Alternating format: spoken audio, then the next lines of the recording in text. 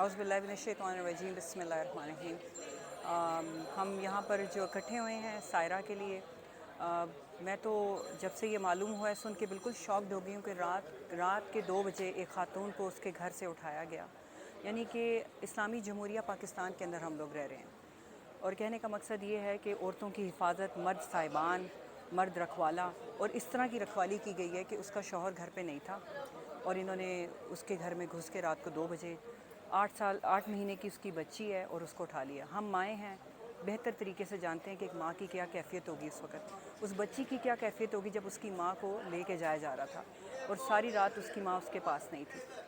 8 مہینے کی بچی، کتنا مشکل ہے اس بچی کا ماں سے دور رہنا۔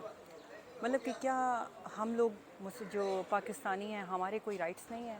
ہم پاکستانی کیا جتنے بھی ہم پاکستانی ہیں کیا ہم غدار ہیں؟ کیا ہمارے ساتھ اسی طرح سلوک کیا جائے گا؟ کیا لا اور رائٹس اور جتنی بھی چیزیں ہم پر امپلیمنٹس نہیں ہوتی ہیں؟ مطلب کہ ہماری کوئی حفاظت ہی نہیں ہے۔ اب ہم لوگ تو ڈرے ڈرے گھر کے اندر رہیں گے، کبھی بھی کوئی ہمارے گھر کے اندر داخل ہو سکتا ہے اور اس طرح ہمیں اٹھا سکتا ہے۔ کتنے افسوس کی بات ہے کہ اس وقت اسلامی جمہوریہ پاکستان کے یہ حالات چل رہے ہیں، اور میں اس چیز کے بالکل خلاف ہوں۔ مجھے بہت تکلیف ہوئی، میں اس کی مدر سے بھی ملی ہوں، رو رو کے وہ ہلکان ہوئی ہوئی ہیں، اور یہ سن کر بھی کہ بچی ساری رات ماں کے پاس نہیں تھی، ابھی ان کو کوئی ترس آیا تو انہوں نے بچی اندر دی ہے۔ مطلب کہ کیا اس طرح چلتا رہے گا؟ کیا ہمارے ساتھ اسی طرح سلوک کیا جائے گا؟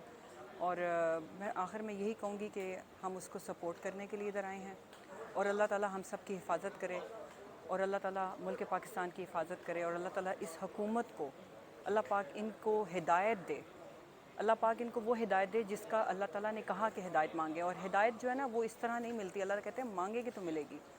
تو آپ سے یہی دعا ہے کہ آپ بھی دعا کریں کہ اللہ تعالیٰ اس حکومت کو اپنی رحمت سے ہدایت دے۔ بہت شکریہ، السلام علیکم۔